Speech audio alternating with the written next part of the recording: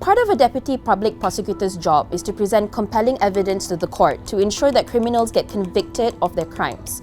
But with sometimes 50 different cases every day, do they have time to deliver justice?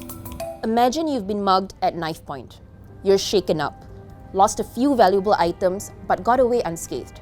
What's the first thing you do? Lodge a police report, right? But a police report does not mean the criminal is going to get arrested and punished. It's only the start of a long process that ideally should result in justice being served. Here's how that process goes in simple terms. When a police report is lodged, the police will then investigate. That means officers will gather evidence on whether that crime actually took place. At this point, the police might even arrest a person accused of committing the crime to assist in investigations. When enough evidence has been gathered, the police then presents the evidence in what's called an investigation paper to the Attorney General. The Attorney General, or the AG, is kind of like the country's lawyer. He prosecutes all criminal cases on behalf of the country. If you break the law, it's the state who will be filing charges against you. Of course, the AG can't handle every case in the country, so he has a team of Deputy Public Prosecutors, or DPPs, who take on cases. And these DPPs are actually what we want to talk about today, because they are a crucial but little known cog in our justice system. You see, it's the DPP's job to weigh the evidence gathered by the police and decide whether the evidence is strong enough to raise charges, and if so, what charges to raise. The DPP then needs to prosecute the case in court. Simply put, DPPs have to decide, based on the evidence of course, whether a law has been broken, which law has been broken, and then they have to prove in court that the law was indeed broken by the accused person. It's a long process, and like we said earlier, ideally it should result in justice being served. Except, that's not always the case. According to data from justiceaudit.org, in 2011, there was slightly over 225,000 police investigations. But of these cases, only around 20% ended up being prosecuted. Now, there could be a variety of reasons for this, including the police being unable to locate and arrest the accused person, or the case requiring further investigation.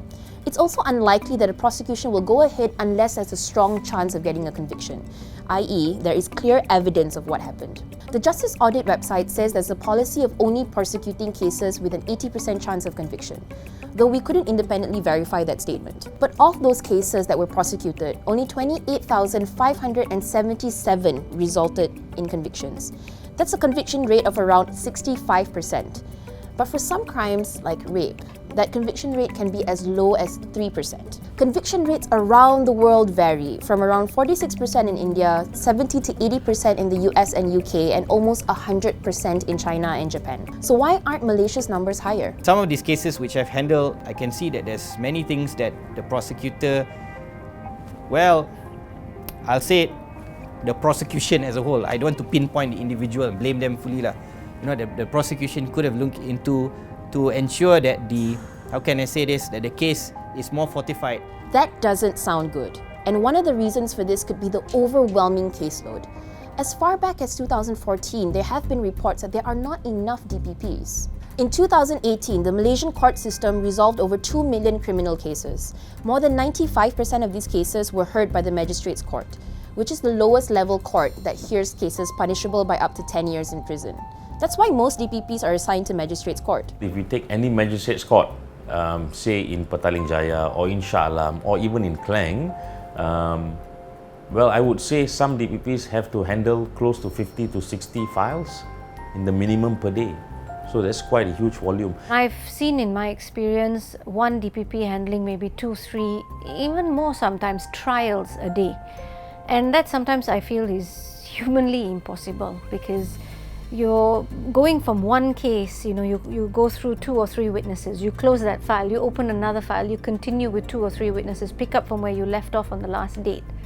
And that's not easy, because your mind has to be in so many different scenarios.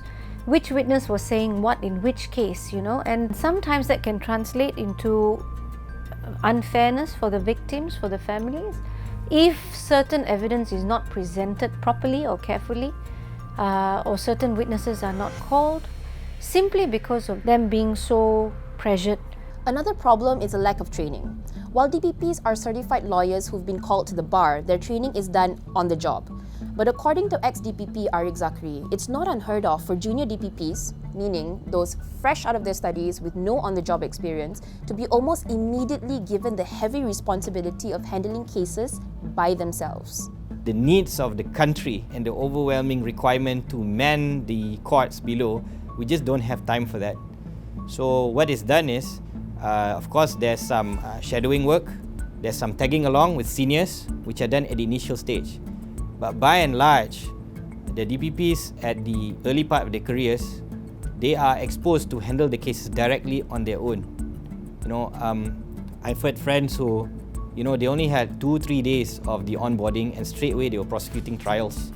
The Attorney General's chambers also confirmed that there is no internal protocol which states how many hours of court training or shadowing is required before junior DPPs can handle cases alone. These decisions are made at the discretion of the Prosecution Director or senior DPPs. If you are a person who has just started working in life, you have been transferred alone to a remote district far away. You are potentially one of the most legally powerful individuals in the district or the state. What are the considerations that might concern us? Youth, experience, and potential maturity issues. Again, no disrespect, but I'm saying that realistically, you have that much power given to that much individual. As if DPPs weren't already busy, there's more. Remember how the police are supposed to submit the investigation papers, the evidence, to the DPP's office for them to decide whether to prosecute the case? Well, often the evidence isn't submitted according to protocol. DPPs are not supposed to give instructions or meet IOs in settings other than the office for making such decisions. However, you may observe and you may see for yourself, if you place yourself in certain courts, you may see in the morning the IOs bringing, investigating papers for instructions to the DPPs, and the DPPs have their own chop.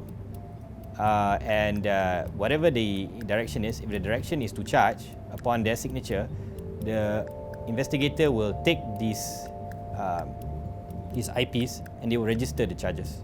Registering the charges means those cases will be heard that very same day. According to protocol, investigating officers are actually supposed to submit the investigating papers to the AG's office to be vetted first. As the law-abiding citizen, this is worrying, to say the least. The consequences are severe because you have situations where maybe exhibits are not presented in court, witnesses are not called, only because of oversight rather than any intention. You can lose a case that way. A victim may have been put on the stand and may have had to explain her ordeal, but because of an oversight, the case may be lost. And that is not fair to a victim. And that is why it's very important to make sure that the DPPs are fully engaged and they have time to prepare and present their cases to the best of their abilities, because once that chance is lost, it's lost. And that could be somebody's life. So the stakes here are high, and it goes beyond just securing convictions. Any main tenet of criminal law, you shouldn't be gauging it by way of whether you manage to secure a conviction or not. It is how the system works while it's in courts. Basically, three main stakeholders: the judge, the prosecution, and the defense. We have a referee, which is the judge, who sees the merits of the case, whether the prosecution has proven a case, whether the defense has created a doubt. But whether the skill of a DPP is measured just because his or her conviction rate is high, I don't think that is a main consideration. I think we need DPPs who will respect the rule of law and respect the rights of the accused person and make sure that they are afforded all their rights, and then by all means pursue the conviction in the name of the victims.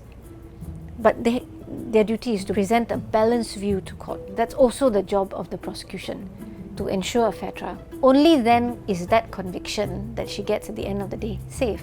So how can we solve these problems? First, you might say, let's hire some more DPPs. At most times, there's only one DPP stationed at any one time in each court. Maybe the number of DPPs for each courtroom has to be increased. That would be one way to look at it.